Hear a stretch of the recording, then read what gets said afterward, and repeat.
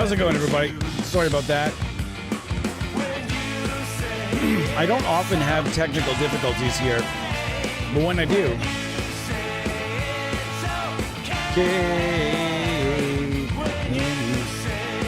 I'm not as sick. It sucks. We're gonna use Absalon here. All right, let's see what we got here. All right, cool. Sorry, guys, we're back. We are back. Sorry about that. One more time. 300 times, really. I hate technical difficulties. We haven't had many, though, knock on wood.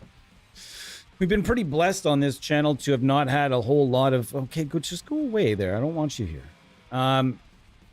We've had pretty good luck with technical shit. So we've had a couple of things that were all squirrely, but it is what it is. All right, so we're back. We're going to get... being that we're starting over here, I do have to start over and give you the spiel again here. So essentially what we're doing on the stream today is we are talking about and demoing affordable plugins that crush.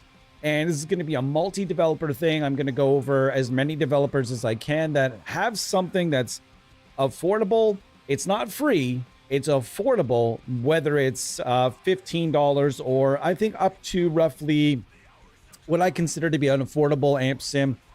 I would say anywhere from $15. Well, less than that is cool, but anywhere from, let's say, $5 to $80. I would say that $80.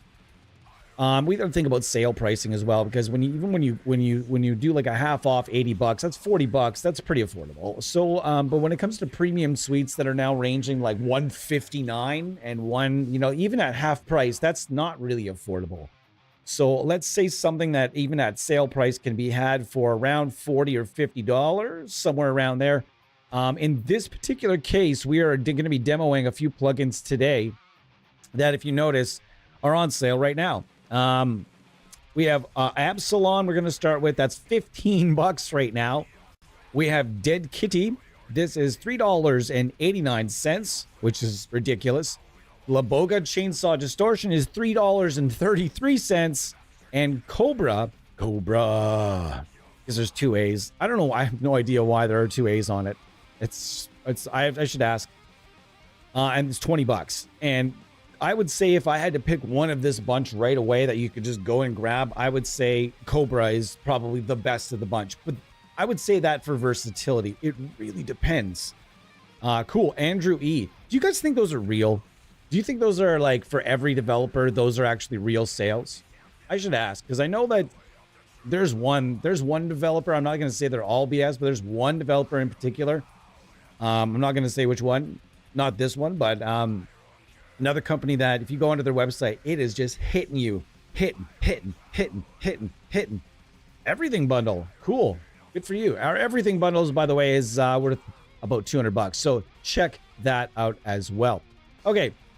So we're going to go and start playing. This is my Charbel Skatecaster with my Mick Thompson signature Fishman Fluence modern pickups.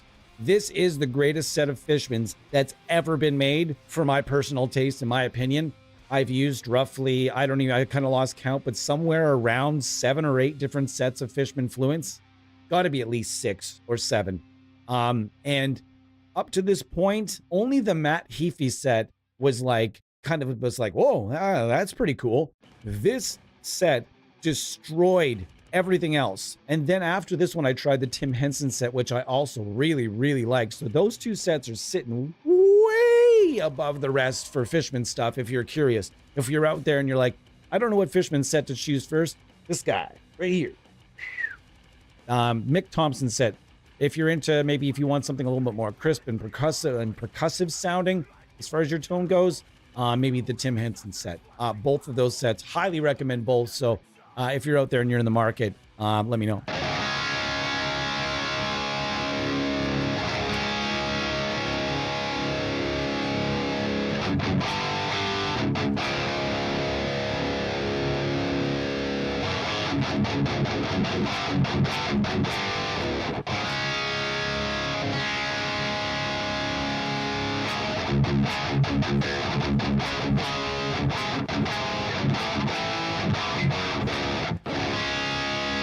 And I didn't even tune this. Stupid idiot, I'm playing full chords and I didn't even tune it yet. This guitar is really reliable, man. This guitar was, when the Desolation series, we always talk about it when I use this guitar, but man, the Desolation series, still to this day, one of the greatest affordable series of guitars I've ever seen. This is mahogany. It's literally a neck through. Like, it came with EMGs. The fretwork is amazing. It's got binding for days. Of course it does. Love binding. Love me some binding, though.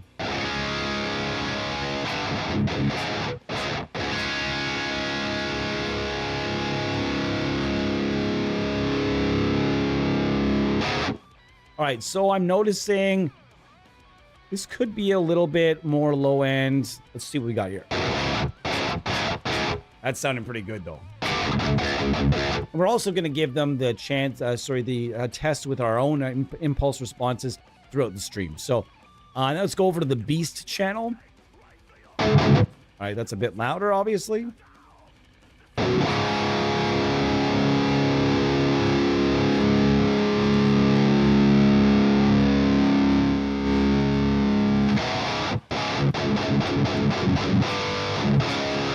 Two IRs, and that's what we were talking about. It's kind of like the Bogren one knob series in a sense that, like, there's not a lot of versatility in the controls. Like, there's enough, you get enough flexibility in the controls that it's obviously more here because there's actually an EQ there and everything. But my point is that oftentimes these simplistic plugins don't really have something. The more affordable stuff doesn't usually have a 3D cab loader.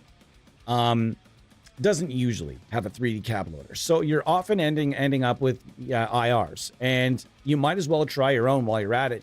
Usually trying your own IR library will give you, for example, Absalon here. I could probably get about 100 different guitar tones with just Absalon using my own IRs.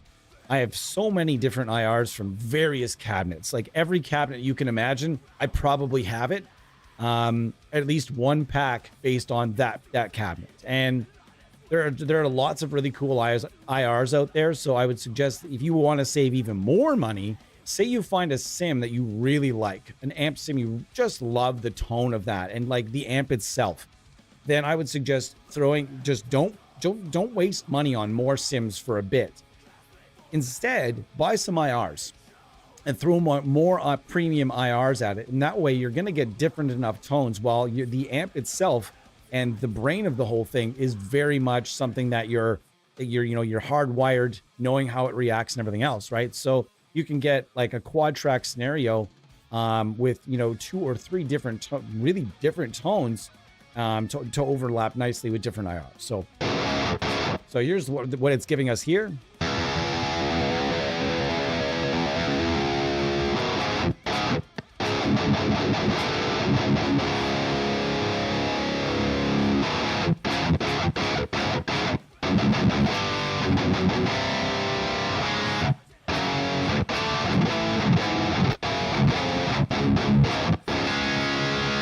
That's sounding pretty sick, but there's more we can do with this. I know there's more we can do with it. So we're going to do the more things.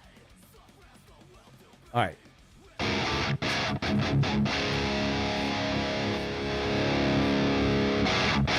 That's sounding pretty good. I like the Savage channel a lot more than I like the Beast channel.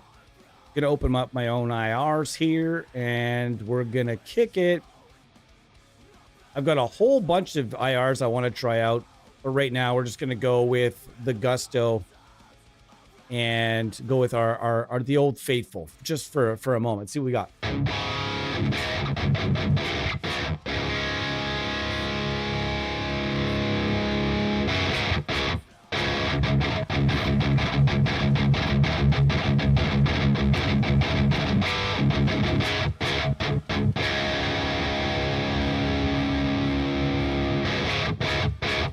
Sounding good to me. I don't know about you guys. It's just the one gate on up there, and I've got a bit of a gate on here. Don't really need it because I've got the denoiser, but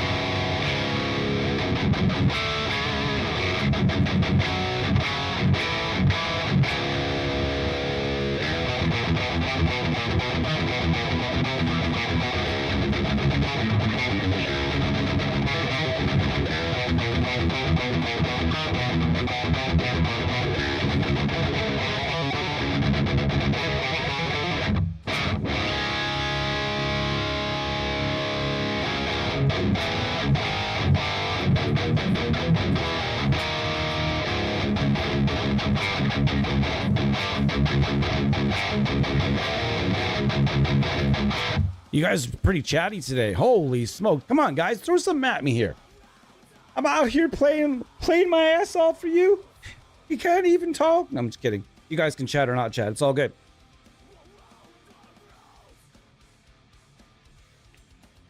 Just having one of those weeks where you guys know, like, when you have a long weekend that has the Monday as the holiday. Am I wrong? Or does you guys, okay, be the judge. I mean, I know we said we're going to stay on topic here, but let's just get one little thing out of the way. Am I wrong? Or does, like, a week that when it's a short week, 4-day week, when the Friday is your holiday at work, does that week not feel a lot shorter than, say, where you have the holiday that is on a Monday that elongates your weekend, and then you've got to go back to work for the Tuesday to Friday? For me, the ones that have the Monday as the holiday, those weeks feel like it's like a 12-day week. I don't know what it is, but this week I am particularly looking forward to the weekend. What have you guys got going on this weekend, and are you going to be around to hang out with us? Let me know.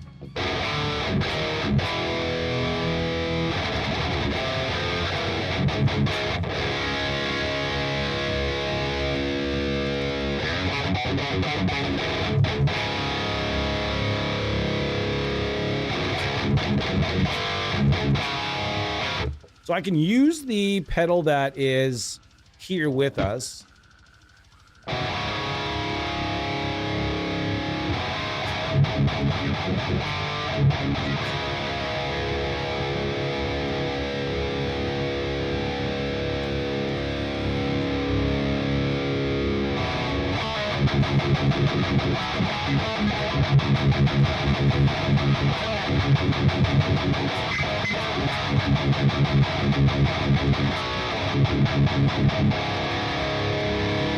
Something about that the grind switch is not really on my list of favorites.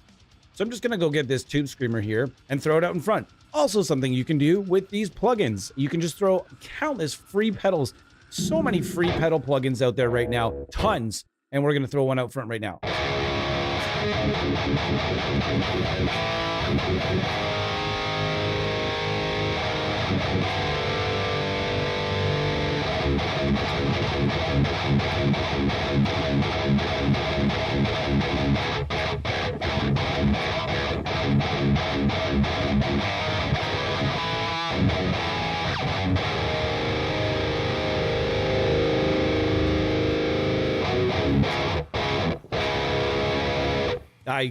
I can't say anything wrong with that tone at all. There's nothing wrong with that.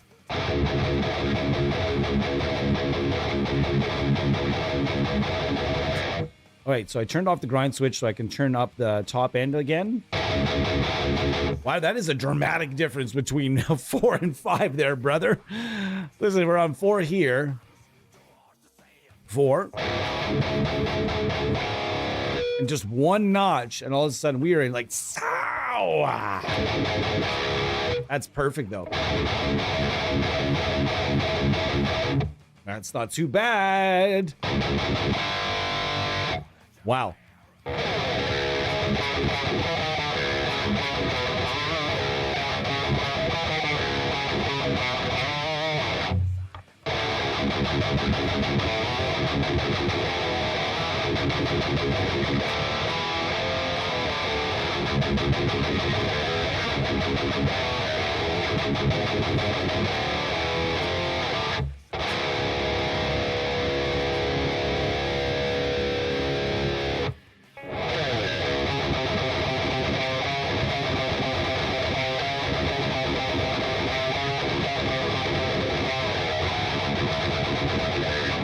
Wow. I can't say there's anything wrong with that at all. And this is the pedal I'm working with. There's just a dead horse here. One of my personal favorite overdrives. This is an awesome overdrive plugin from Wavemind with full licensing from Protone. So if you've never heard of this pedal, the metalcore gods might hunt you down. This is definitely one of the pedals that was like instrumental, along with the Eris Savage Drive and a number of other really sick boosts that just sort of bust onto the scene and didn't really go away. There's a whole bunch of different artists that had signature Protone stuff. Actually, Misha Mansour had one. Keith Merrow had one. There's somebody else too. There's one other person that has signature Dead Horse, but I can't recall who it was off the top of my head.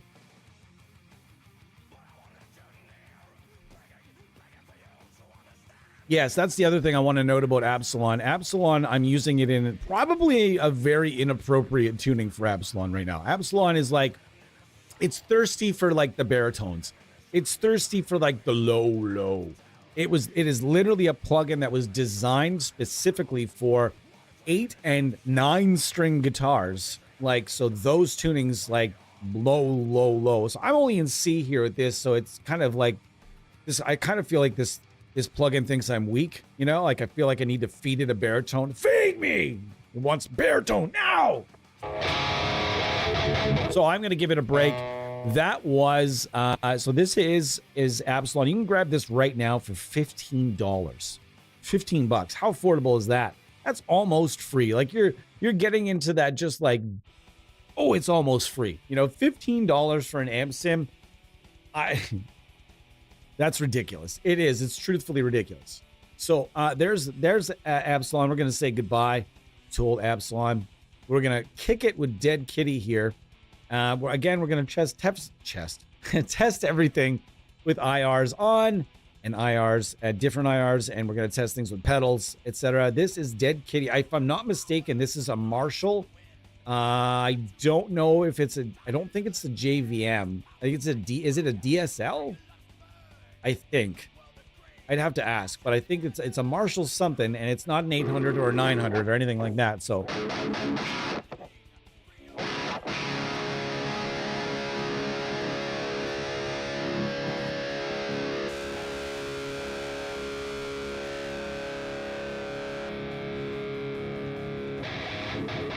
As I understand it, this plugin was thrown together, not thrown together. This was developed, we'll say, rather quickly.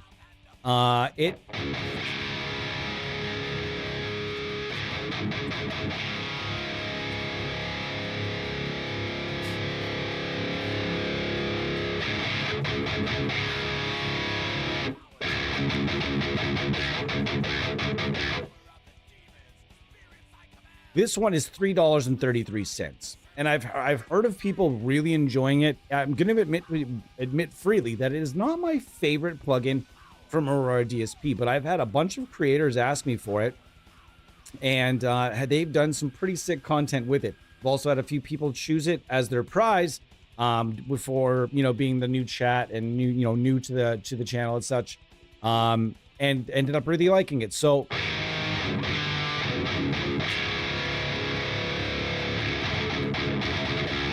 I would say where I would use this would be black metal. And I'm not saying that because, oh, what does he say? The black metal guitar sounds shitty. No, that's not what I'm saying. I'm saying that black metal guitar there's not a lot of low end. There's a lot of like, it's I don't know. It's hard to explain. If you've never listened to like real black metal, you should probably do that.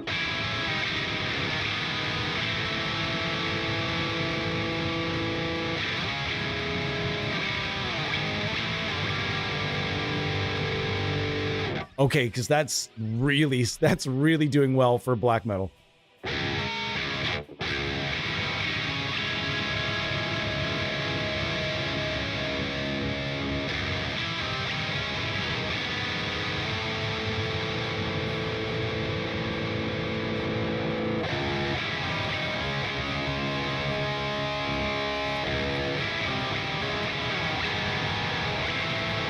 Let's try it with the IRs that come along with it. I know nothing about the IRs. I know nothing about nothing for this plugin. You know, I don't know. I just don't know about this one. I just don't. The clean is rather nice, though.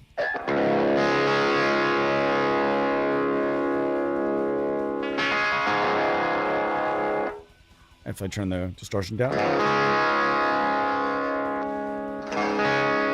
Wow, that's actually really nice.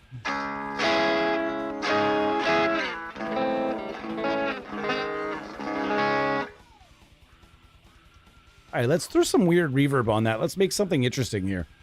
I know we're supposed to be crushing things right now and all that, but let's throw something weird on this. Let's go like that and like this. See what happens.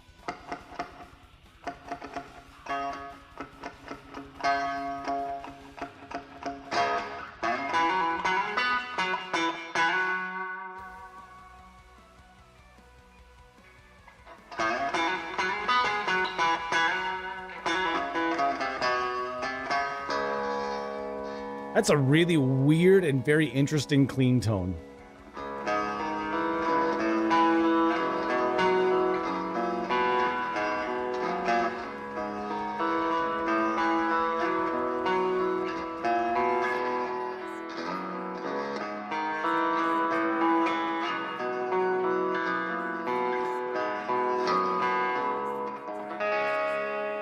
It's such a weird clean tone. That might be one of the weirdest clean tones. Just so bizarre. I'm using, by the way, the Mixed Wave Electro Harmonics Memory Man, Deluxe Memory Man, and the Rotten Pool Verb from Aurora DSP, also an affordable plugin, if I might add. This is really, am I wrong? This is really interesting.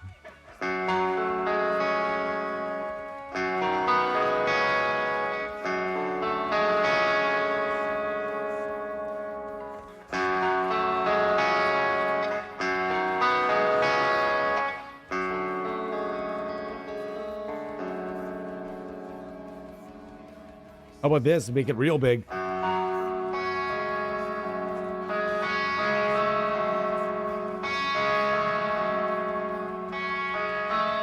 think we just found the secret hidden use for Dead Kitty. I'll be honest with you, the gainy side of the plugin's not really my bag, but as soon as I heard that clean tone, I'm like, oh wow, this is super interesting. It's a very interesting clean tone that I would use in all kinds of those small spots. Putting a normal amount of reverb and such on it might actually even give it kind of a nice ska tone. Let's listen to this for a sec. Very dry. It's kind of thin, but it's not thin at the same time.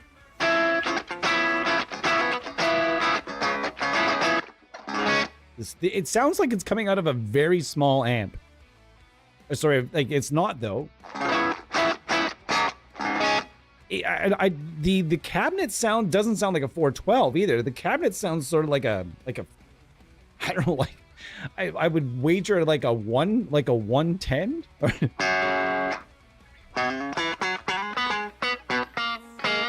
It almost reminds me of the I know this sounds strange, but it almost reminds me of the Funk Machine from Archetype Corey Wong.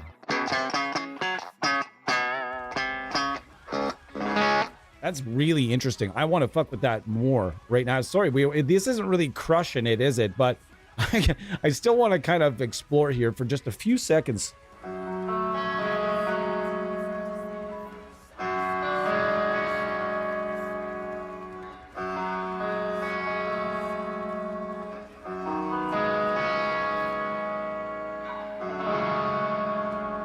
Getting pops and clicks here. What's clicking and popping on? I'm assuming it's probably the Memory Man here. Is it the Memory Man? Let's take this out for a second, see what's up.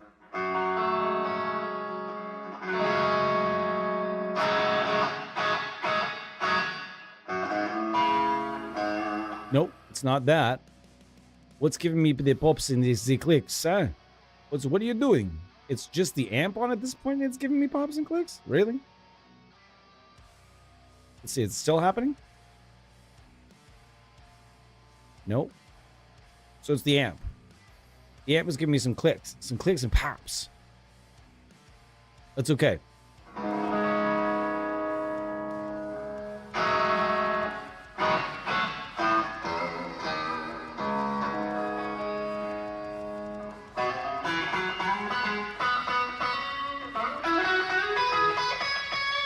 Oh my god, that sounds so good, dude.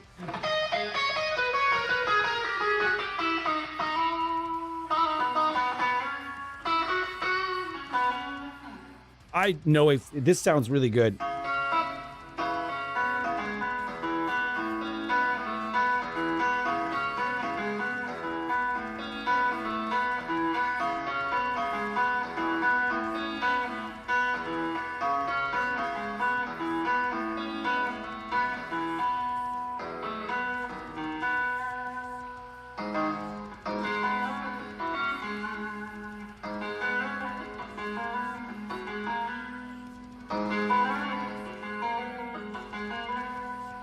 That sounds delicious.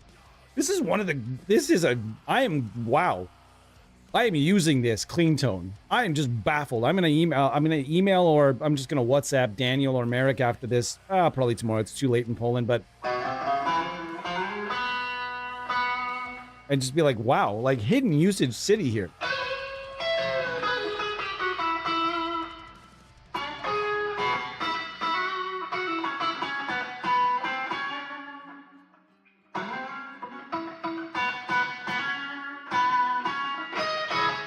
Wow.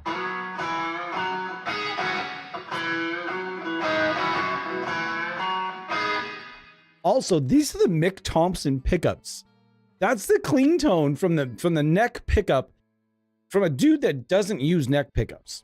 Like he might as well have all but said it. Like, when do we ever see Mick Thompson using his neck pickup? The guy should probably have guitars that have one pickup, but for sales reasons, obviously he's got two pickups.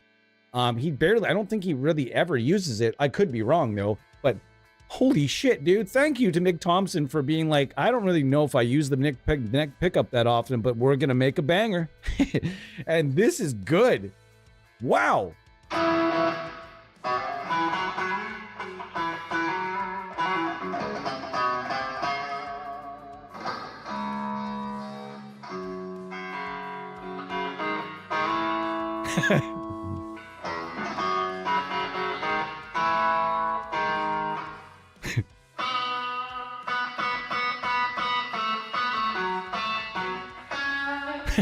Damn it, I missed the one note. All right, we're gonna have to move past Dead Kitty now, but gosh, I am really impressed. That's $3.33 you can go get that clean tone for right fucking now. That's awesome. That's awesome that you can spend under $5 and get a clean tone like that. I'm gonna use that. Like I've never used the clean tone on that plugin. I've never used the clean tone on this plugin for more than like maybe 8 seconds, but here we are taking a bit of a deep dive. Decide now, even before we move along, I'm gonna give it a little go.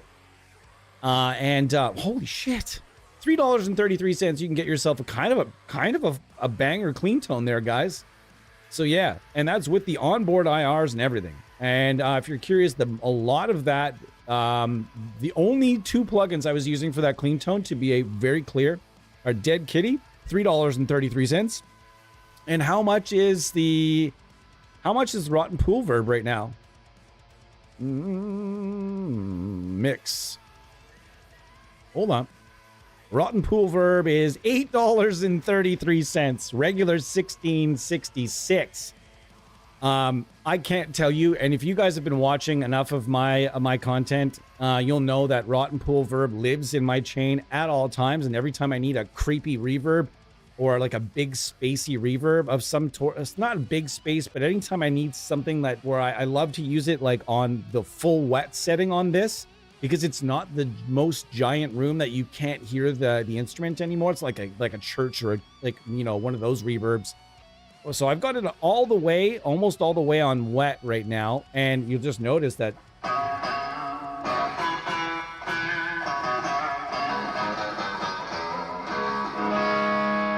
And then we can bring it back a bit here, and it still sounds super crisp.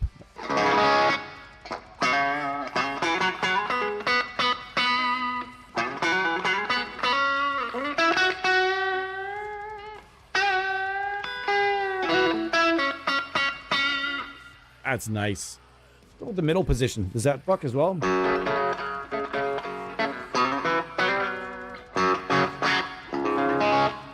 All right, so you guys have heard it. The neck pickup, the Rotten Pool Verb, and the Dead Kitty on the clean channel with, there's almost not a lot of moves being made here. yeah, you guys can check it out. $3.33. The verb is a lot less. Let's keep going, but we're going to take a quick break in a couple of minutes here. Goblin is free. I want to point that out. This is free. This is, you don't have to pay $1 for this one. And the tones we're going to get with Goblin are probably going to be quite surprising. This thing is super, super useful. I don't even, like, I'm not saying the IRs aren't great, but I use mine with this one pretty exclusively.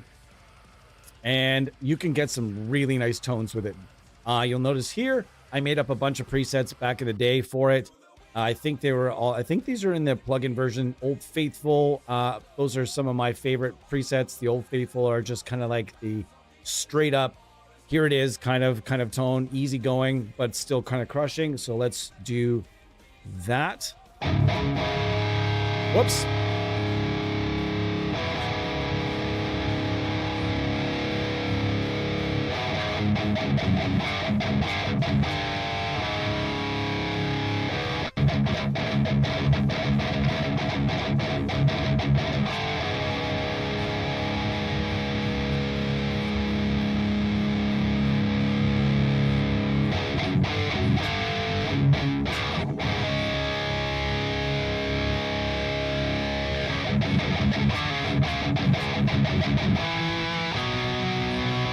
Oops, I was actually, those are chugs on the neck pickup. Check that out.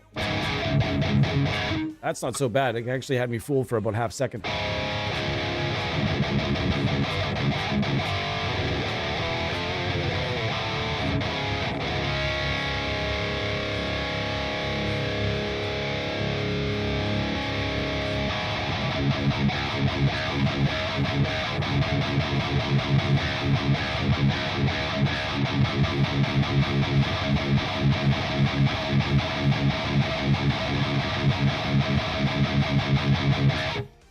These are chugging. We be chugging.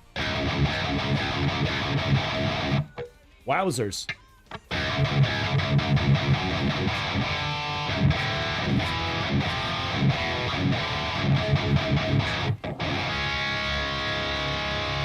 Is ESP? Hey, what's going on, Rudy? Oh, sorry, I haven't been in the 11 people in the house. Hi. Whoa. Neck diving there. Let's go back. I have missed a couple things. Oh, what tuning am I in? I'm in C standard, sir. C standard, probably one of my favorite tunings.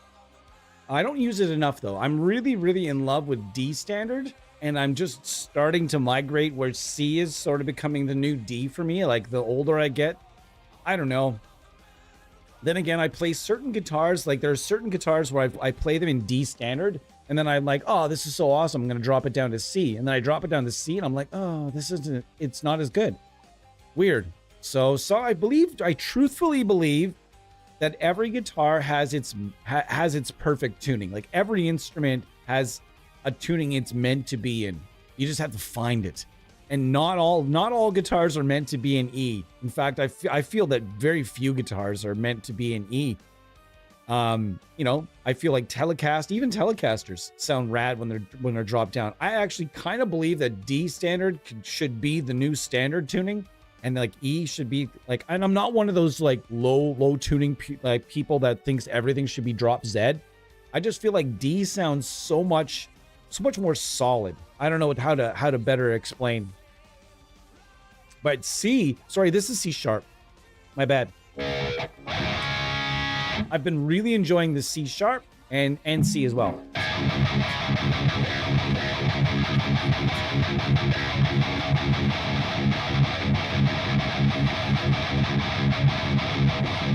This is free. This one's $0. You can go grab this and just check it out. It's awesome.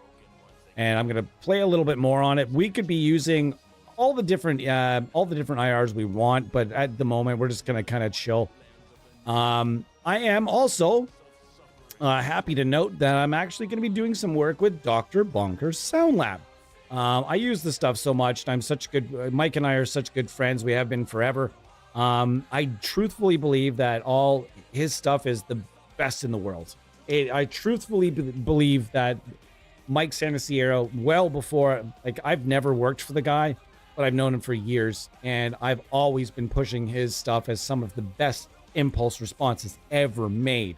So if you've not checked out anything from Dr. Bonkers, there aren't many. I don't use a lot of IR developers on the channel because I have a small group of them that I kind of live and die by. You know, whether it's Dr. Bonkers, there's York Audio that I really like. I really enjoy ML Sound Lab stuff. And there's, you know, like 5 or 6 companies that I just kind of try to stick with. I know there's IRs coming out everywhere now. Everybody's making impulse responses now, but I think I personally, knowing somebody that's put a lot of money into their setup, a lot of money into their room, and just is flat out one of the most brilliant people I've ever known that shoots impulse responses. Folks, get over there and grab something. This is the EGA 414 Hyperreal Mega. This is the EGA 412. It's an angle cabinet. You can go check it out. It's my very favorite of all time, and I put it in all of our descriptions now because a lot of people ask me, what's that IR again? So I like to kind of show it off. I'm also using the unified preamplifier. This is based on the TC Electronics integrated preamp, and it's free. And I really want Daniel to put a fucking logo right here. We need our logo on this thing because it doesn't have our logo anywhere, and it's a piece of freeware. It should have our logo on it. Anyways, so that's what we're using. This is basically, including the IR, this tone is worth roughly $9.99.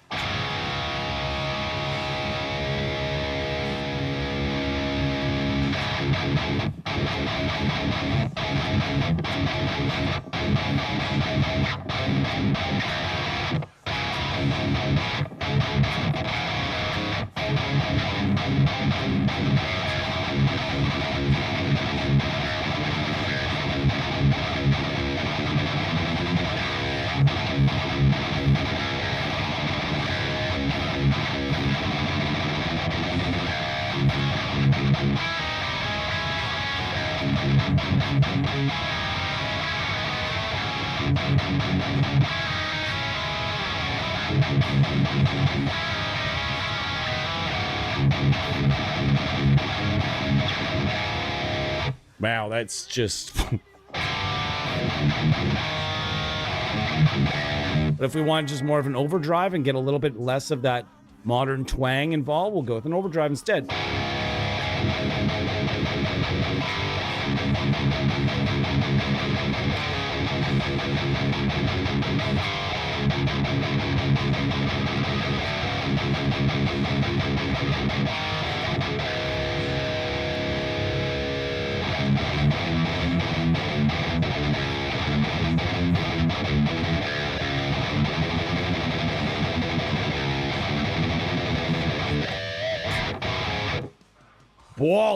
Ballsy. These are Aurora DSP. Yes, they are. I'm down. Nice discovery. I agree. I like these cleans. I like them too, dude. Tyler, have you ever used drums and tones NAM profiles at all? No. I'm done. I think I'm all wrapped up. I don't know if I need any more NAM. I don't know if I need any more NAM creators in my life. I know some of the best in the world right now. Like some of the best in the world at making NAM captures. I don't know if I need any more. I've got so many. But that being said, if somebody sends me something, I'm not going to go looking for more. But if somebody like gets a hold of us and says, hey, we'd love you to try our stuff in a stream, and I give them, you know, kind of bust them out and they're cool, like absolutely I would do that. But I'm not going to go seeking any more out, I don't think, for a little bit, because there's just so many good ones already. I have hundreds and hundreds and hundreds of NAM captures at this point. And our toolkit, we also added outmoded electronics today. If you don't know who that is, that's okay. He's very popular on Tone 3000, so check out Outmoded Electronics. Guy's a really, really nice dude, and he's super stoked, and he sent us a rad pack tomorrow. I'm going to be going over some of his stuff in the stream. It's going to be super fun. I can't wait. Goblin still kicks ass. You're damn right. His ESP has one pickup. Okay, good. Because, I mean, let's be honest. He only uses one pickup. I'm pretty sure in the ad, right in the ad for these pickups, he's like, yeah, I don't even use a neck pickup, but we wanted to make a good one kind of thing. And boy, oh boy, did he make a good one. I haven't really had much of a chance to use the neck pickup rather, because I just haven't had a chance to use this guitar for a lot of clean just yet. So that was kind of like, whoa, what is this all about? Like that tone we came up with there, that was awesome. Like I could have sat there playing on that tone and adding effects and unadding them for probably a good hour and a half, depending on how herbally enhanced I am. The thing with standard tuning is it's the way guitar is meant to be played in a concert pitch with all the drop tuners. You don't really need to tune a guitar in a different... I disagree. I do agree with you in the sense that a guitar in E and a bass in E with the tones are nice and tight. I think that sounds amazing. I think that's an incredible tuning when you have let's listen to all the evidence from the 80s and the 90s and all types of metal. There's lots of evidence when the bass is produced properly and reinforces the guitar, E can sound gigantic. That being said, I disagree in that sense. I think where it maxes out is about B flat. But I think that from anywhere from E to B flat, you can reinforce the low end of a guitar with a bass in the lower octave. No problem. Still, I think you can audibly hear it in a concert. Maybe you're right. Maybe that's getting a tiny, but D or even C, you're still audibly hearing that bass and guitar connection with that low end and the sync up. You're still hearing that very much. You think standard is clearer? That's cool. Then B, yes, definitely clearer than B. I think D standard has all the things that I need. I think D standard is just E, but heavier, and it has all the same things. Like you can still reinforce. It's still very clear. You can still get as technical and crazy and shreddy as you want, and it's still all very audible. When you get down, admittedly, when you get down to B, it starts to get a little bit muddy when you start getting really technical riffs going. Depending on the tone though, because they figure that out. But these days the bass players are all playing with more clank. And I think that when you have guitars that have that modern mids, and you have a bass player that's playing with clank, I think that's not good audibly for like a live concert, just my opinion. I think there's too many bass players these days. And I say this with all the love in the world. And my friend, the best bass player I've ever seen, with my eyes, he would probably agree with me as well that I think too many bass players these days want to be heard too much in the mix. I think there are a lot of bass players that want to be up front some reason. Absolutely nobody wants you up front. That's not the way the bass guitar was meant to be in a band. It wasn't really meant. It's meant to be heard and reinforce things. And you want those nice mids to kind of come up through. But you don't want, if you've got guitar with clank and bass with clank, I just think there are a lot of people that are getting their own personal guitar and bass tones on their own without working with their bandmates. I think it used to be and I've sat in a garage and I've sat on a stage for a good while. Every time we played a show with a 2-guitar band, we'd always go back and forth, with the tones and being like, okay, can you bring your mids up a little bit? Kind of just working on like a good stage tone. I think there are a lot of bands these days, and I think there are a lot of players these days that are just getting their own tones at home or in their own free time, coming together as a band and just playing with the tones that they have to play solo and standalone kind of stuff with, right? And that I've seen evidence of that in live shows, and maybe not with the older bands, more experienced bands. Obviously, they're working together and stuff like that. But you see it with a lot of young bands. Just want to be heard. Everybody wants to be heard. The drummer's got samples and triggers, and he wants everything up in the mix, and everything is very compressed to where you hear every hit is like boom, boom, boom. And then the bass player, he's got clank and wants to be audibly heard in the mix. He's playing bass solos all over the place too. Both guitars have tons of mids. You know what I mean? Like it's a lot when you start listening to that as a band. You hear what I hear is 3 different human beings with their own tones that don't work together on that total band tone. I don't know if that makes any sense. Maybe I just sound like a boomer or something like that. Every counterpoint to Gen Z is a boomer anyway, right?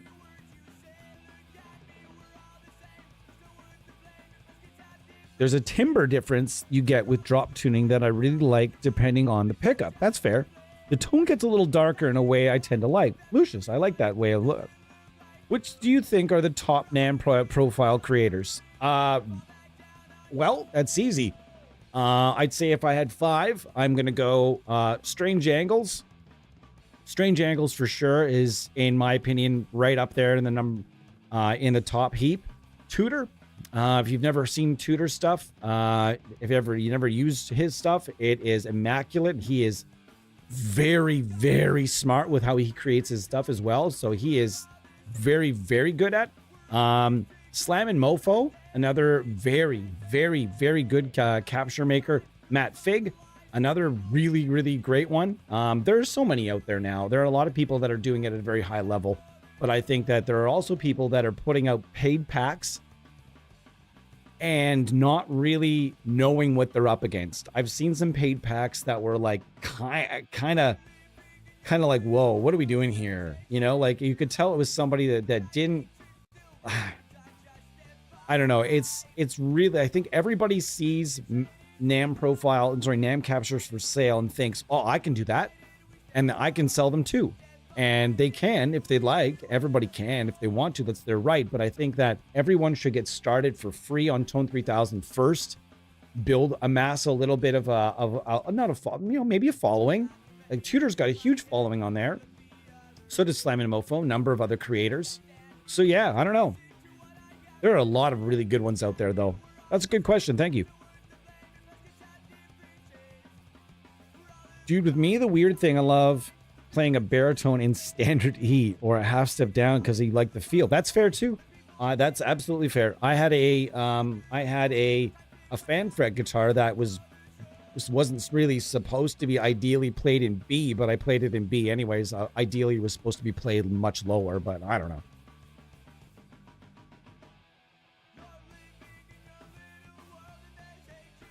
I didn't know you had cerebral palsy. I'm sorry to hear that, but I'm sure you don't need that from me. I'm sure you don't let it hold you back. Rudy, you seem like the kind of guy that just kind of says fuck it and does what you need to do, right?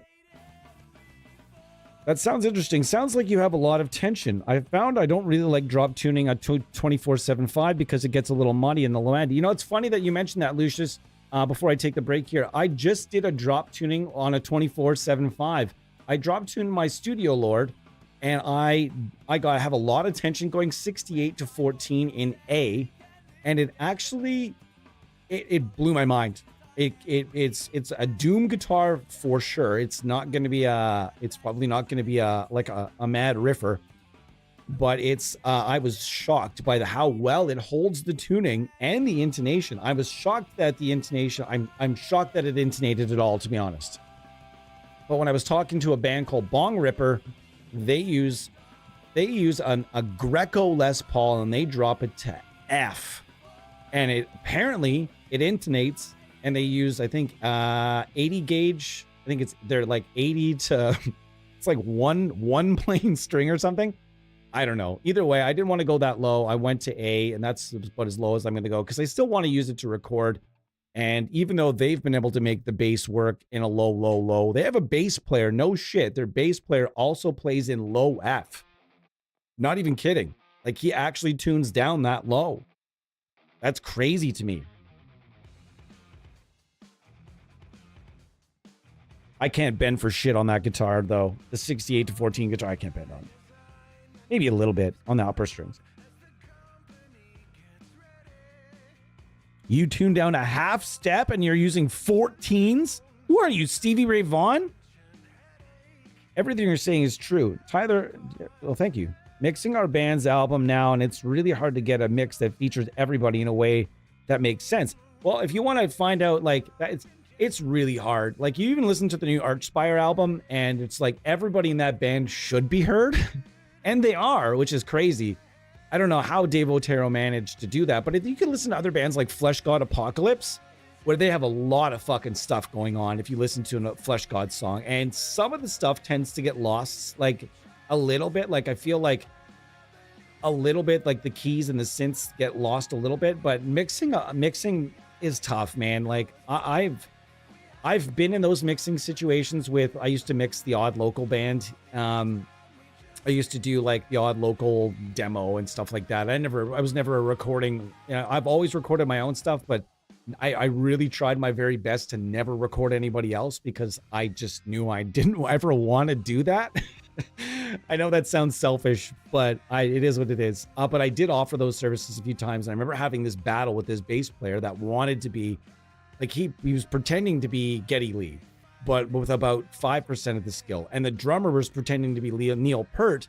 And he had all these fucking roto toms and stuff. He's like, I'm going to need mics on the roto toms. I'm like, buddy, like, it was one of the worst. I wish I'd never done it. I only said I would do it for a favor of a friend that I owed a huge favor to. And I hate it back in those days. So like, I can't imagine what it's like now, because that was 20 years ago.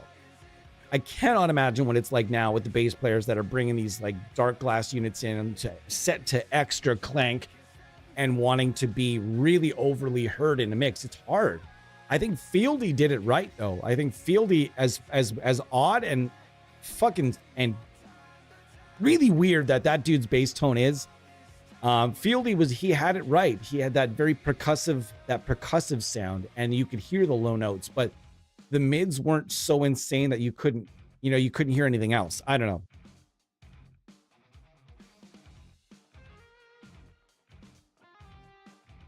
This is a great solo as I'm reading through the comments here.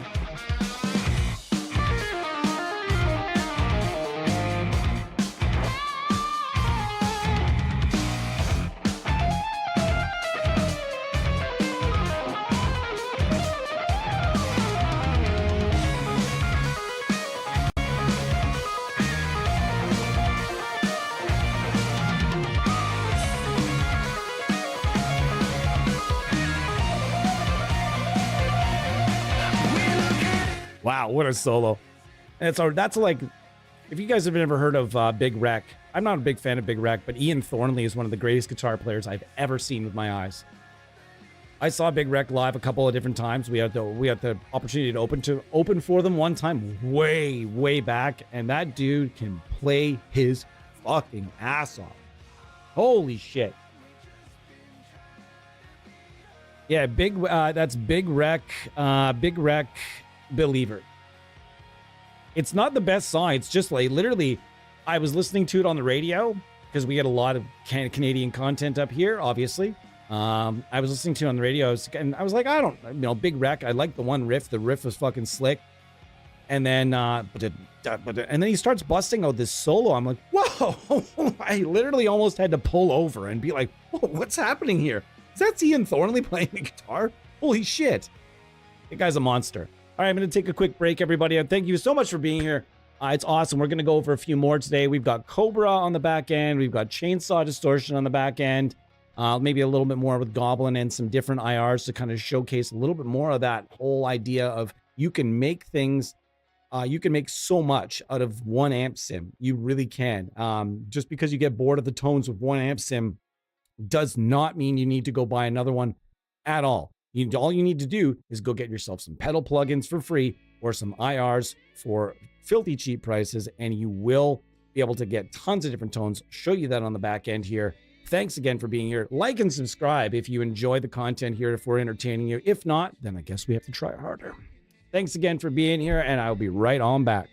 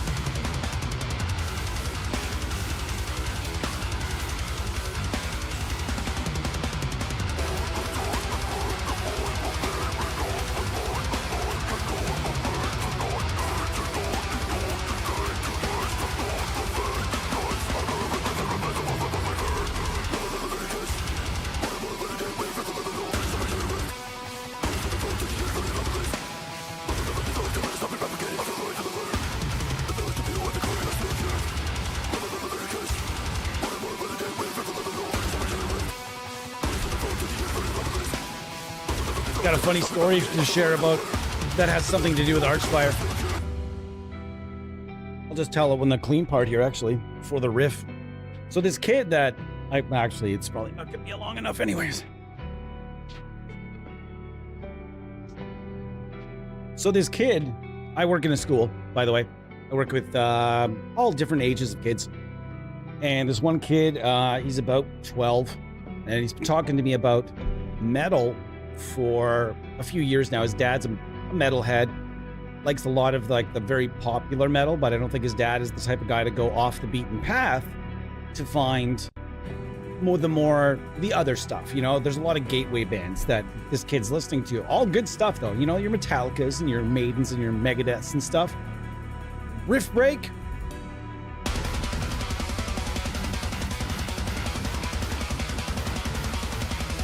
Fuck, I love this riff so much.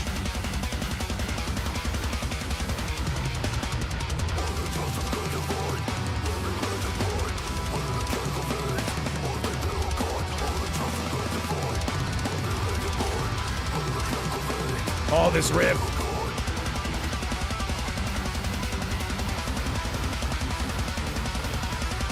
All right, so this kid, he's been coming to me for about we've been having these conversations for about a month, where he comes to me and says, gets me to choose a band. He'll say, hey, Mr. C, how can would you choose Offspring or Offspring or Pantera?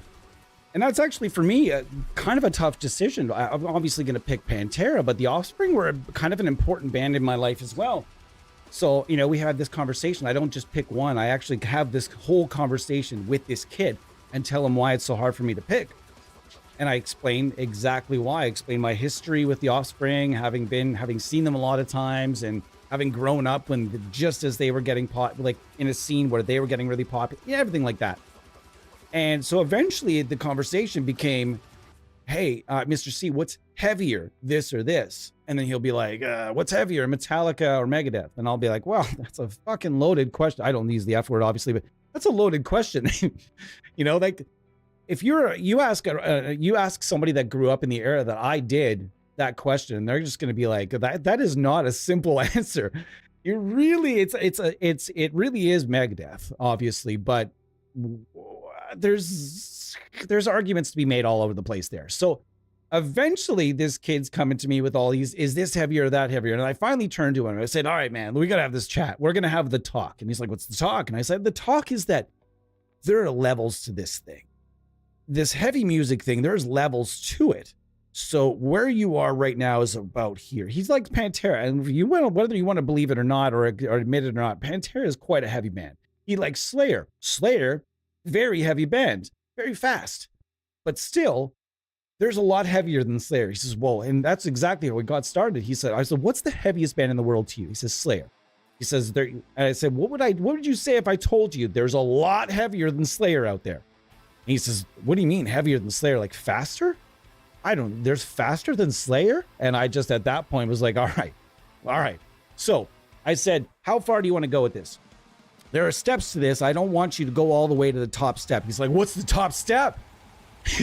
So I gave him some bands. Like, he loves thrash. So I gave him Warbringer, Evil, and The Crown. I said, listen to those bands first, and then flip the paper over, son.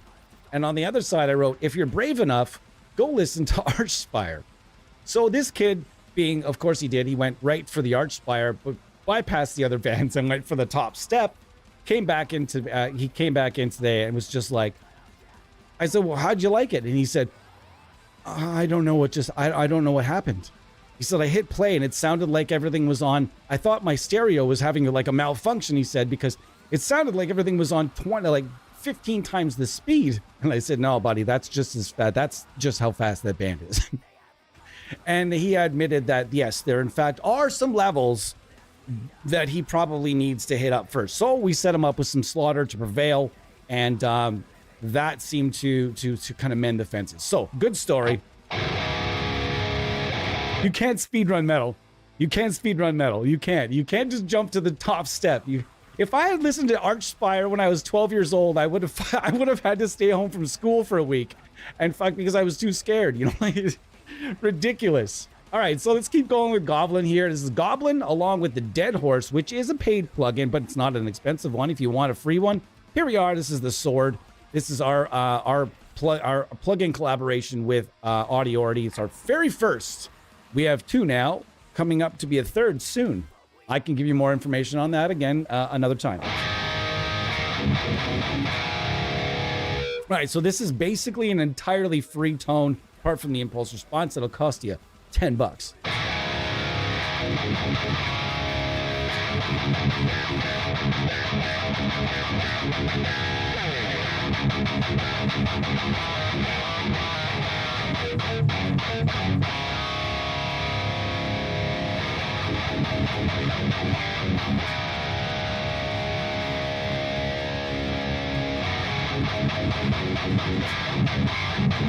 And by the way, Goblin is based on, if I'm not mistaken, it's the blue channel of a 5153 EVH 5153.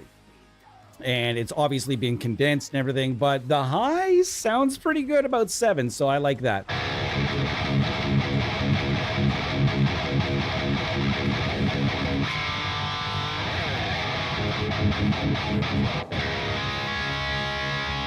Yep, Sword's all the way free, guy.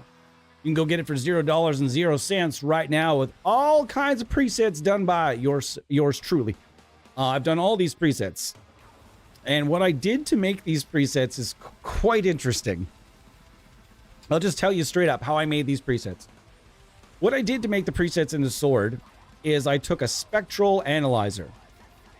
And I took either plugins, actual real pedals, or really high quality NAM captures of all kinds of pedals, and I put them and I fed them through the spectral analyzer. And then what I did was I tried my very best, because obviously there's not as many bands to work with. It's not like a Fab filter. The one I was using, the Fab filter spectral analyzer, and there wasn't simply obviously isn't enough bands. What I tried to do is my very best to mimic the frequency, like mimic the EQ curve rather. So that's what I did here. I went through all kinds of different pedals and had some fun with it. Are they all bang on? No, not necessarily. There's a bunch of wah presets. I know a lot of people like to play with wahs all the way on or all the way off, so we made some presets all the way down by the bottom that are fun for that. But admittedly, my favorite preset in the whole bunch is the Fortin 33 preset here with this guy engaged, and it sounds pretty solid.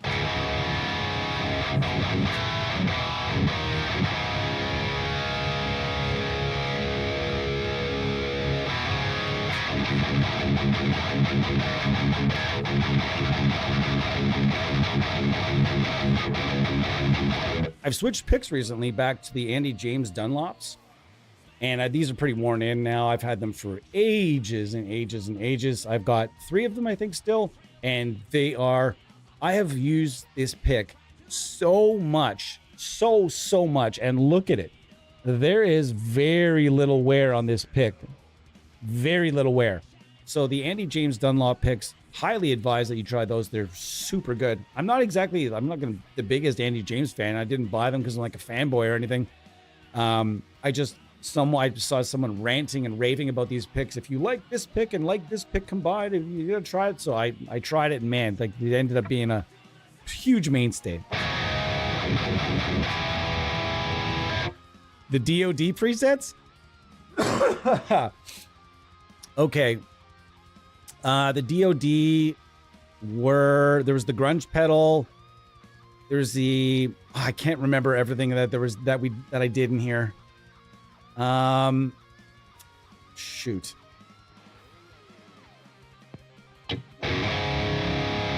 There's the hype fuzz. Anyways, there's lots in here. I went through and it took me a bunch of hours. Like I worked really hard on these presets, but it was our first collaboration plugin, so I really wanted to go kind of like, go the extra mile with it. I thought it turned out pretty good anyways. There's the Fortin blade, the Fortin, a whole bunch of stuff in there that you can check out.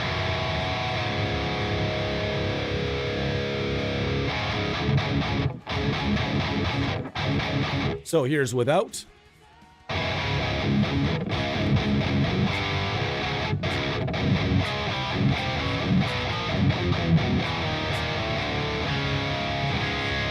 And on.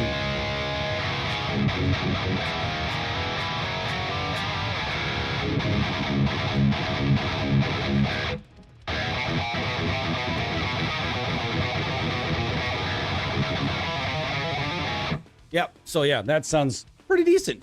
At least I thought it did.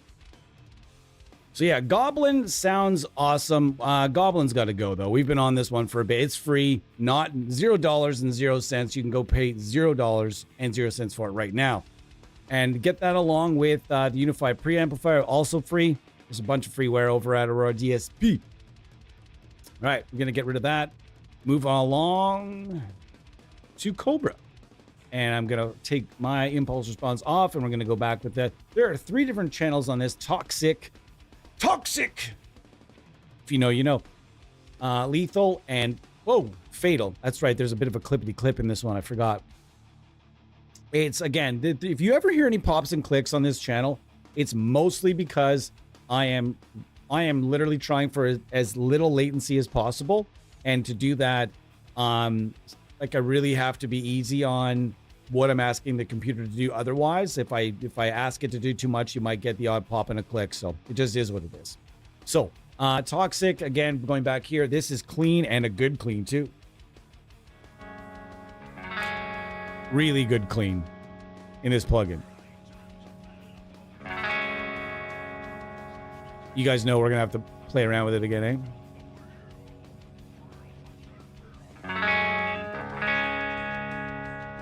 Yeah, we're gonna have to put some size on it. Did some size on this.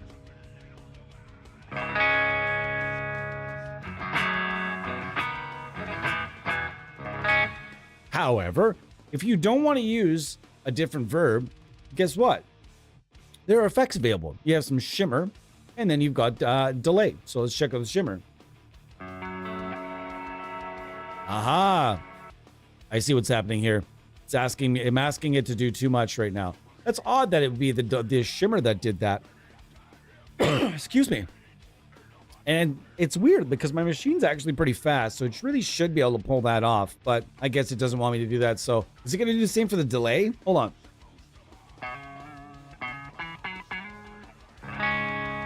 And this one seems fine. Cool. All right, so we're going to mix it a bit more, and then we're going to try to get ourselves like a nice clean tone here to show you guys what it sounds like. So this is Poison IR, Venom IR. I like both of them, so we're going to go roughly here.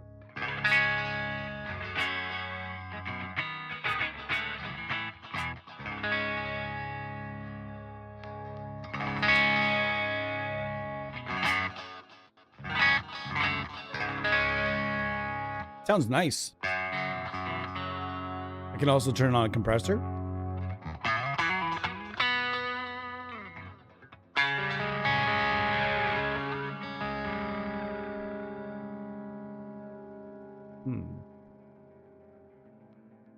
All right.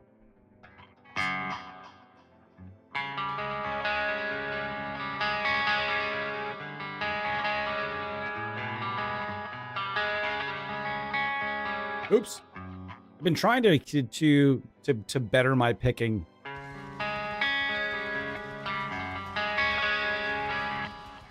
Still working on it. I'm tempted to go back to the old way.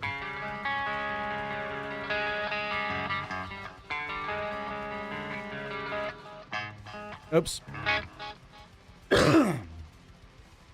When you try to use it, your Reaper crashes? Did you report that? I'm going to reach out. I'm gonna reach out for sure, because I'll put that on my list of things to discuss with Daniel this week. Hey Tyler, did the update for the Dave Davidson plugin drop yet? Yeah, a long time ago. Fully. Yeah. So yeah, this is sounding pretty good so far. Let's go back to the amp. We've also got the Scream on right now. We can turn that off. Ah, that sounds even better. Now let's turn that compressor back on.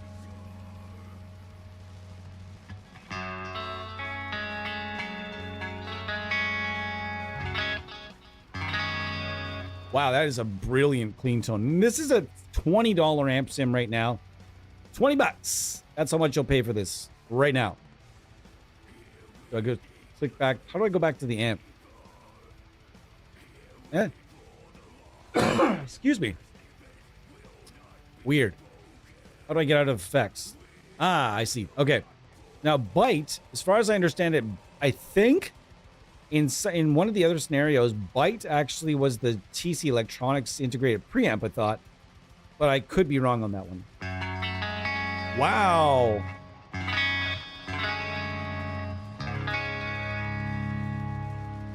That sounds nice. Sounding very nice, actually. So we've got that. Now, how about some verb?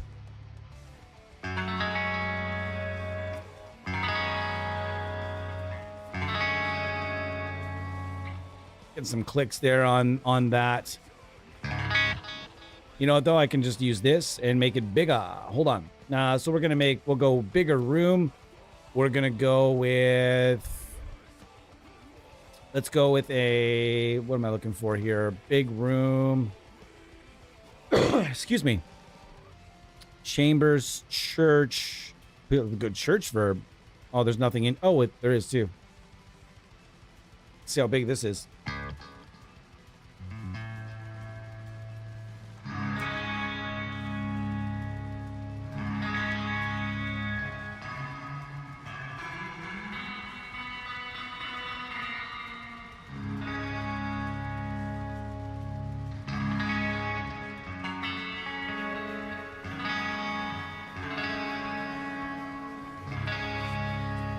That's sounding pretty good, guys.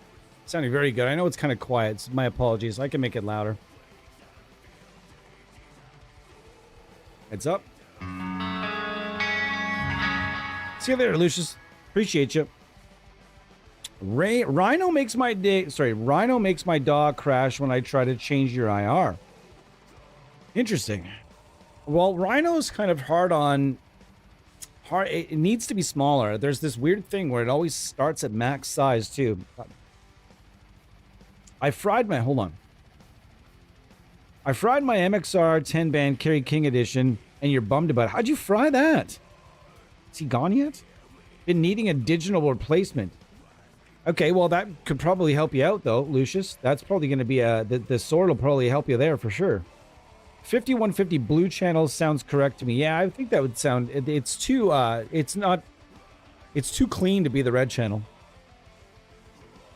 You're in Texas. Texas. Yo! I used those Andy James Dunlops for ages, but I dropped them too easily. Yeah, you know what's funny? I do notice that. That's one thing about the V-Picks, that while they do seem sleek, they actually... the material is quite grippy. But I drop a lot of picks as well. There's a lot of arthritis in my wrists. I'm starting to like, I had to give up on small picks ages ago. I need a fucking big pick now. So, all right, let's go with wowzers.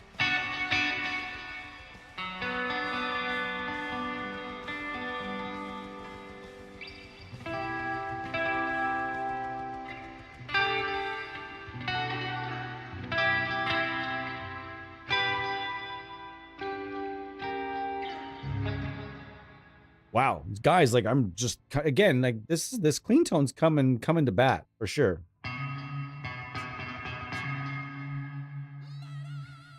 Really interested. All right, let's move along to the gainier stuff. You guys, that's why I said before, this is going to be the best bang for the buck. Excuse me, in the entire Aurora DSP library or selection, this is going to be your best bet for good tones.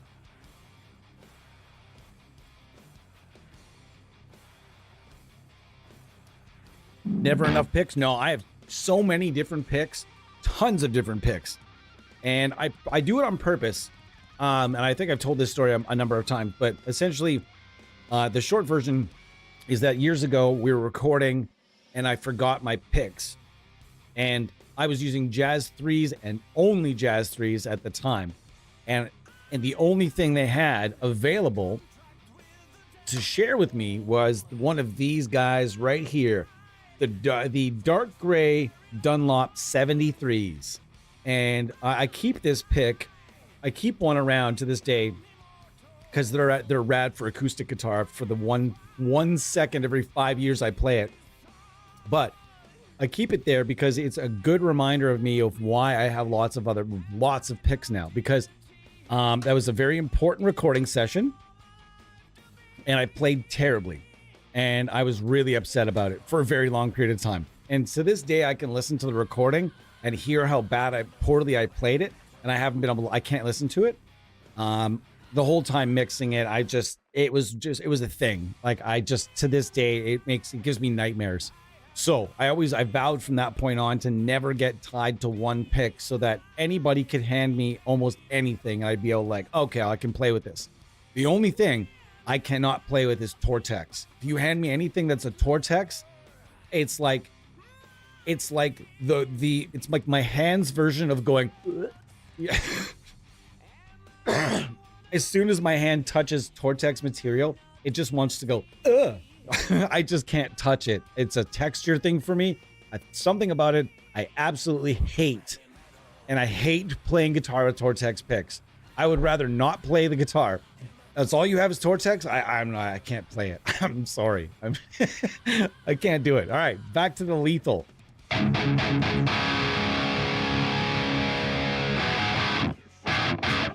That sounds pretty good. Can't be this dry though. Got to get me a reverb going on for myself. And just give me a second here. Get to where I need to be. And studio alpha. And I'm going to need to turn the gate up because for some reason it's kind of angry at me right now. Sounds good.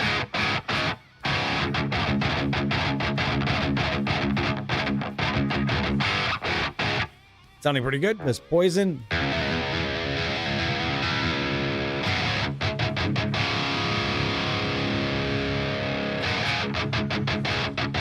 It's not too bad. It's not too bad. Sounding pretty good. We turned this off. We're obviously not rocking the shimmer, but it does have shimmer. It does have delay, and you'll be able to use that if you'd like. And I'm going to dial this in just nice and easy.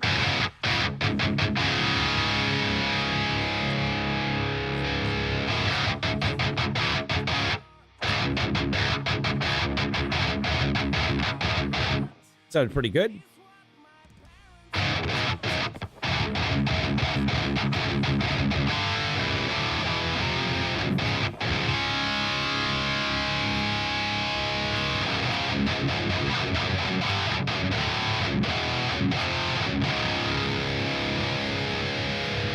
Now, if we want, we can go turn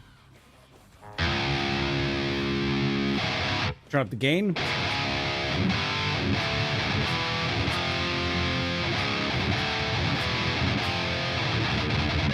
Now you might need a bit of a boost here, so let's boost it with the sword.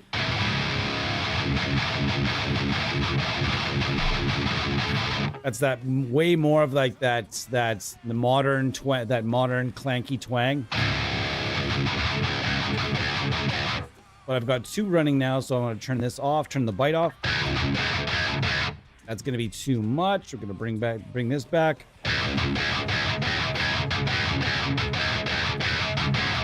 Really depends on how modern you want to get, because you can do that here. Obviously, this is, I'm not going to say obviously because maybe not obviously, but this is based on the Framus Dragon. No, Framus Cobra. There's a reason I said that, though. I had the Dragon in mind. Sorry, the Framus Cobra. This is an amp that, if you know, you know sort of thing. It's not a super popular amp, though it was in some circles. It was very popular in the early metalcore days. And I believe it was also used by Simple Plan and a number of other bands. You might have Simple Plan. That band has a great guitar tone. I don't care if you don't like the band. Once again, you got to separate the art from the tone sometimes and just listen to the guitar tone and be like, I don't like this music. I can't even appreciate the tone. Then you're not a musician. So Simple plan, great guitar tone, fantastic guitar tone, and used the Framus Cobra, I believe. It's been discontinued. If I'm not mistaken, the story goes something like Warwick bought Framus and just, for some strange, non-apparent reason, decided to shelf it. I don't really know the exact story, so if somebody does, that'd be great. It'd be really great to see that amp make a resurgence. I think the time is now. You know, I think right now, the world is in that the guitar world is, I think, ready for the Framus Dragon to come back. I don't care if the Cobra comes back or not, but the Dragon is a sweet amp and really does need to be given some new life. Breathe some new fire into the old Framus Dragon. Call it Warwick, I don't care. Whatever you want to do, but bring that amp back. They own the schematics, they own the tech, they own everything. It makes no sense that they would buy the Framus brand and do nothing with it. I feel like that's one amp that in this current climate would do way better than it did even in its heyday. I think right now, with all of the high gain and all of the modern this and that and everything, I really think that the time is now for somebody to maybe put the green light behind a Framus Dragon rebirth. Ah, yeah, Unearth. Killswitch I knew. Unearth I didn't. I did not know that. How's it going, Mark? Nice to see you.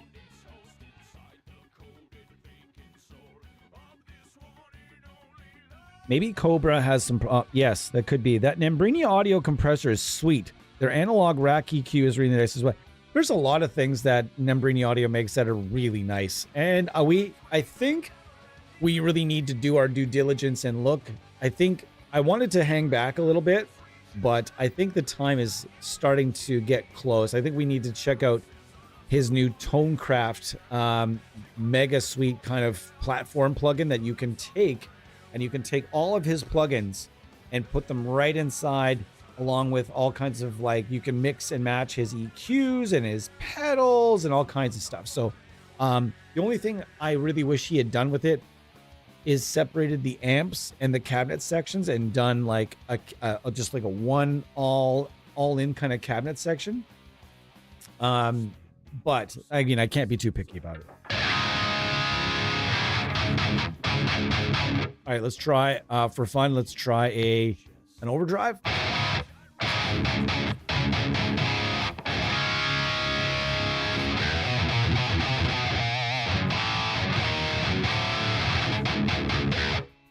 Sounds pretty good. Let's go up to fatal. I'm going to keep it low gain, though. That's low.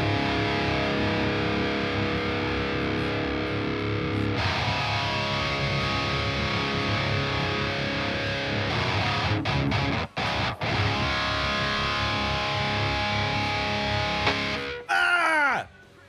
That was a glitch. Holy shit. Sorry if I just absolutely annihilated like anybody else, but along with myself on that one. We all went to war, came back with tinnitus.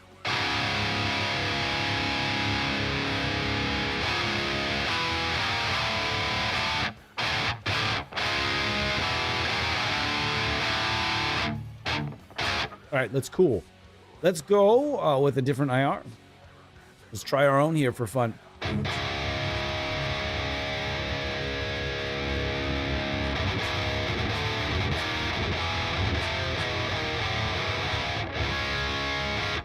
Sounding pretty good.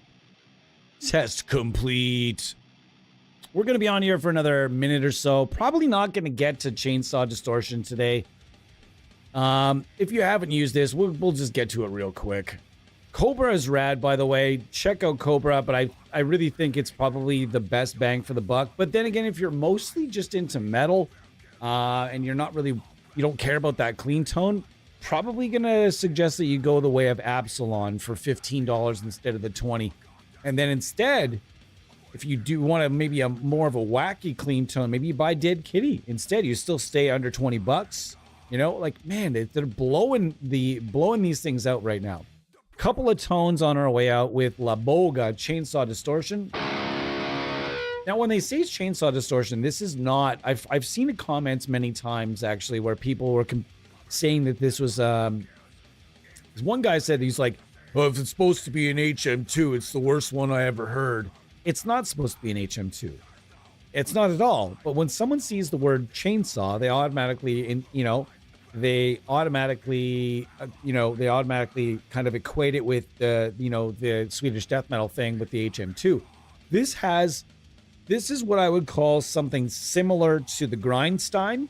I would call it the Grindstein Light. If you don't know what the Grindstein is, we'll get to that at some point when we touch on Audiority and all the affordable things they have over there. But for now, we're not going to bother with that.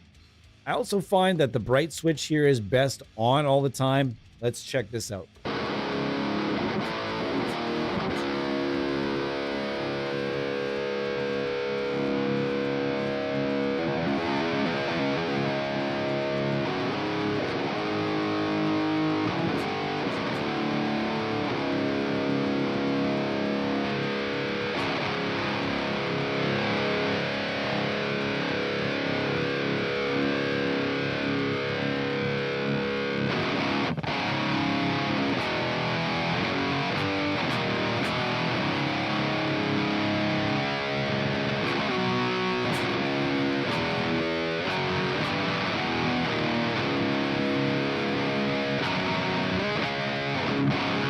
I actually could see using this for Doom. Let's see how it might sound for using it for Doom. Let's turn the cabinet off. Yeah, there we go. Just click the cabinet. And it goes with all bypass. Bypass! I really like this format, and I think they're going to be going with more of these. You're going to start seeing more of these kind of formats show up from Aurora DSP. You're going to see that like you saw with Nosferatu, and this one where it's like the pedal and the cab beside it. And I really feel it was awesome that they added the power amp feature to that one. This one does not have that power amp feature, and you can kind of tell that it's, I would be cool if they did, but they don't, so it's all right. Let's use our own IR here for a moment. And I want to see if this is good with my favorite Doom IR.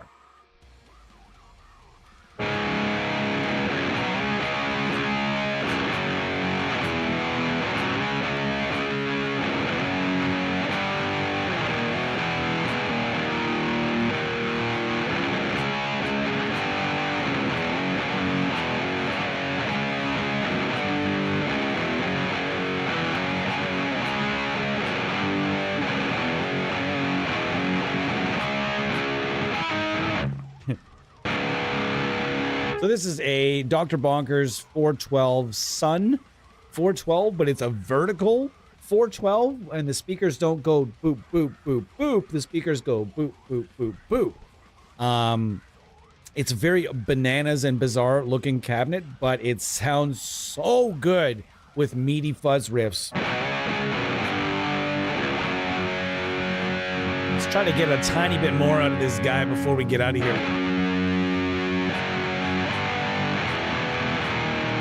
So is there a little bit of that HM2 there? Yes. You have that inflection. You have inflections of those tone characteristics for sure, but it's not an HM2 at all. It's maybe like instead of where the Grindstein lets you go like full HM2 or like back to the, all the way back to just the preamp, this one sort of sits at around 30% there, 40% on that dial, and gives you about 30 to, I will say 30% of that HM2 quality in there.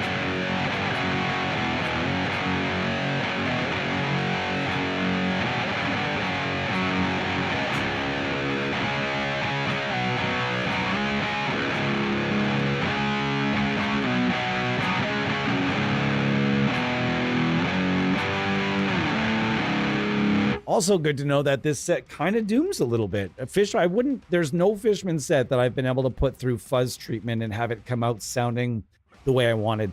This one actually kind of does. The first set by Fishman where I was able to put some fuzzy type things through it and have it come out like, whoa, damn, that sounds pretty good. So what did we figure out today? We figured out that Aurora DSP's got tons of stuff that's very, very much affordable. If the sale right now, go to Guitar, excuse me, and you notice that even the premium suites, like this Heavy Earth early access, this is going to be $140 plugin when it comes out. And right now, the early access, you get it for $69.50, which is savage. You can get that at early access, and right now it comes with 1 pedal and 2 cabinets. I can tell you that number is going to go up significantly, and that plugin is going to be so full of gear that it's just ridiculous.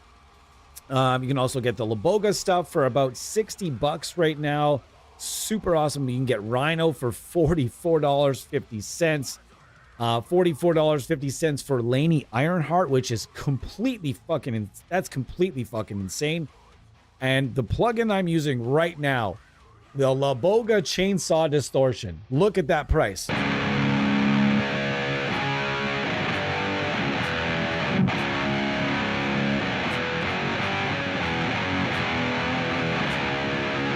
And if you want the IR pack I'm using right now along with this, guess what it'll cost you? About $12.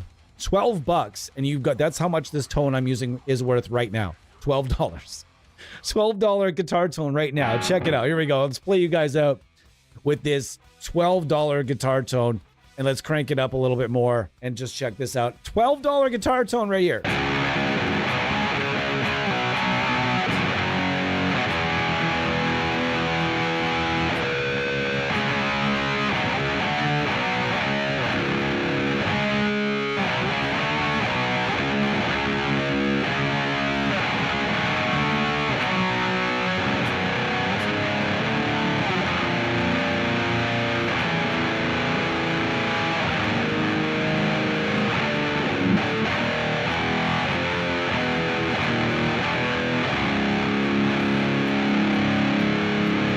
It's $12 guitar tone right now. So I never let anybody, I don't give a fuck what company they're fanboying for. Never let anybody tell you that there aren't a ton of companies out there that have very affordable stuff. You do not need to pay $129.99. You do not have to pay $139.99 or even $100 for a lot of plugins. There are a lot of options that I really feel like every company is doing themselves a disservice by not having something available in that middle range price-wise to make sure all of your plugins are top premium prices. That is tough on the consumer, especially if they're a huge supporter of your company. You want to have some maybe cheaper options available.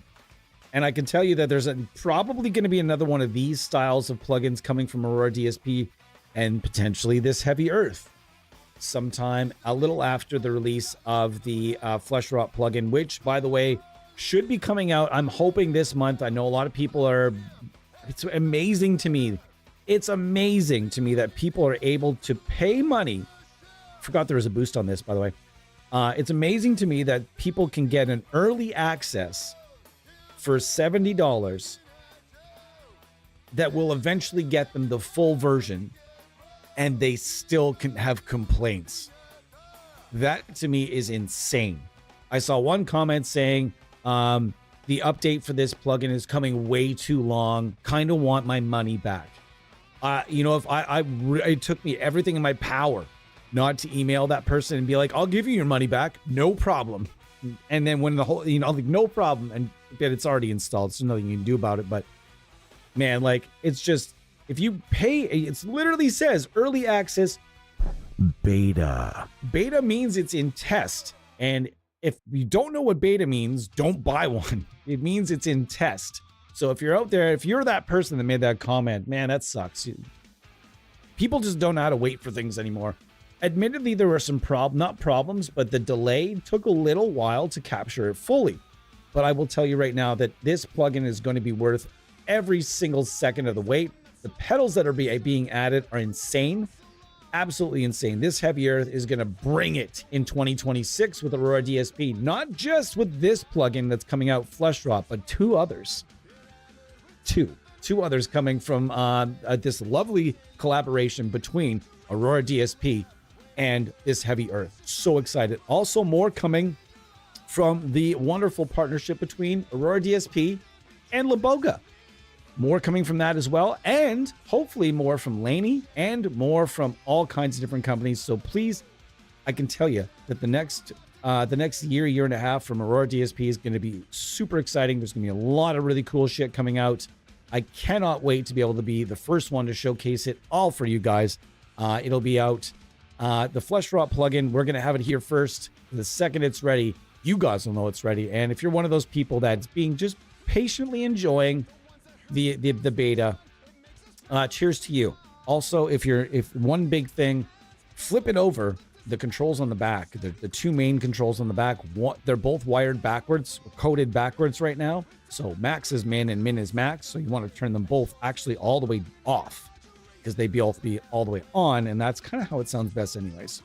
So just a little tip. So that update and a huge full release version should be out, I would have to hope, inside the next few weeks. So stay tuned for that. And I'll be back at you guys with another stream for some affordable plugins from a bunch of different companies over the next, kind of perpetually. We're going to be doing these streams. So watch out for the next one. And if you have something to suggest that's just a rad affordable plugin, email me, theampsimuniverse@gmail.com. Okay, folks? Want to make sure. Tyler, I had a question. Man, do you ever use VST tuners, and which is the best one? I don't that often, but Tuna is free, and it's from Aurora DSP, has one called Tuna, and I feel that Tuna is the most accurate one that I've used. It's spelt like tuna, like the fish. And it is from Aurora DSP. It's free, and that is one of the best ones I've ever used. That's the one I use when all my tuner batteries are all dead. I'll bust it out here. It did make my shit crash once, so just stay tuned. Here it is. And you can go light, I believe, light or dark mode. Yeah, there you go. Light or dark. And so, yeah, there we go. C#. That's the best one I've ever used, but you guys probably might have another one. This one's super accurate for low tunings. Daniel over at Aurora DSP is obsessed with low tunings, so everything he makes is very much made to include or all the way for people that love to play in low tunings. So this one actually tunes a bass that's dropped way down. So this is one of the only software tuners I've found, VST tuners I've found that will really do that. There's also a Peterson strobe tuner, Peterson branded strobe tuner, that I really kind of want to get my hands on, be all honest with you there, because I worship Peterson strobe tuners are just the best. So if that's your thing, check that out. I also really kind of wanted to get a Peterson mini strobe, like the pedal version. I don't know if I'll ever be able to do that though. Let's see what even early access form, it's fucking killer. Yeah, the thing is, people are shitlords because they're entitled. And see, if you can't wait for things, like, I get it. I can't wait for shit. I am really bad at waiting, which is why I couldn't be one of those dudes that spends like a bunch of money on like a Jackson custom shop and have to wait 3 years to get it. I would die. I would die. There's no fucking way I could wait 3 years for something like that. But I get it. Some people are just impatient. I don't understand. You can just enjoy it for what it is for now. But the guys like, the one comment, like, it took me everything in my power not to say something about it. But it is what it is. Everyone's allowed to have their own opinion. So is Ironheart is worth every penny? I agree. Ironheart is an immaculate plugin. They're used to everything at their fingertips, Ronnie. That's why, yeah, it really is. But so are we, though. You know what I mean? It's like demanding money back from Mike Soldano because you wait for him to hardwire an amp you ordered. Yeah, exactly. All right, everybody, thank you so much for being here. I really appreciate it. Sorry for the false start there. Glad we got past that. This has been a fucking fun day. I wasn't even sure I was going to stream today. I made the decision right when I got home and said, yeah, we need to do this. So, guys, thank you again so much for being here. It means the world to me. It means the world to me to have you guys come on and chit-chat, and we play guitar and hang out and do all that stuff. Pre-recorded content going to be dropping pretty soon. Got a new schedule that's allowing for more of that. So as soon as I figure out the editing process of adding the intro and the outro, we're all set. All right. So also a new channel coming up soon. Our secondary channel we have just added. I'm not sure why it's not searchable yet, but it's not. Oh,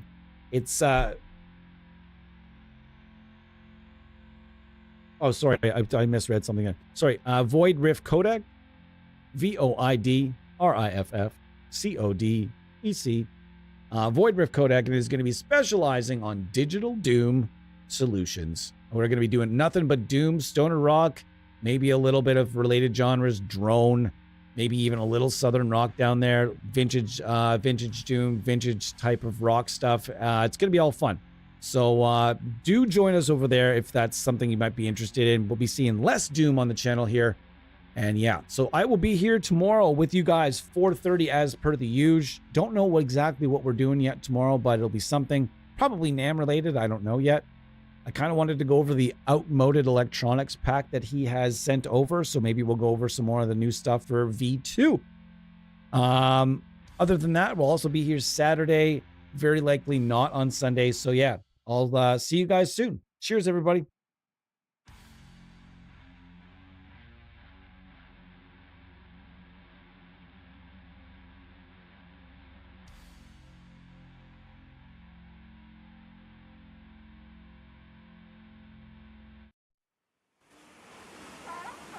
Yeah, you drew my heart and my blood is spilling, babe. Like oil from a platform in the North Sea. You fish me like a whaler in violation of international treaties, babe. DJ Charlie. Now I'm in an outlaw state of mind, honey. And you burned my soul like the Phantom of Church in June 1992, babe. And all I want to tell you is,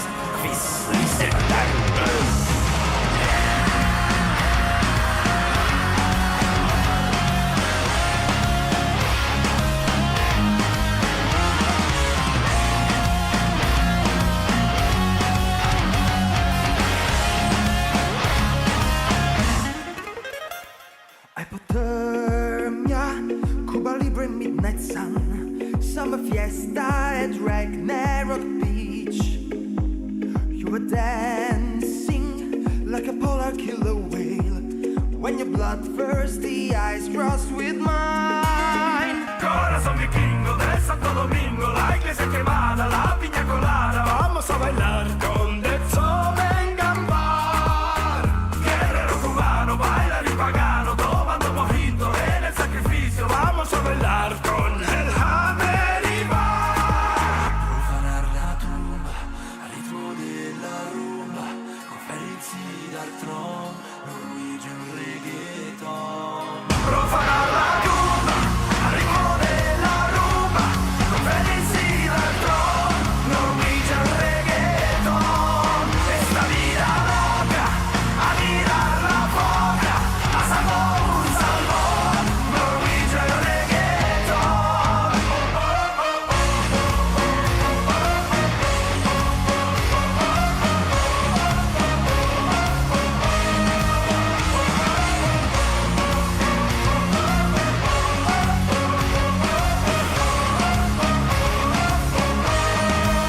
My tracker is ready, won't you get on board? Well, I proudly sail in the depths of your fjord. When the storm is raging and your body shaking, hold my pole tight and you ain't get no aching.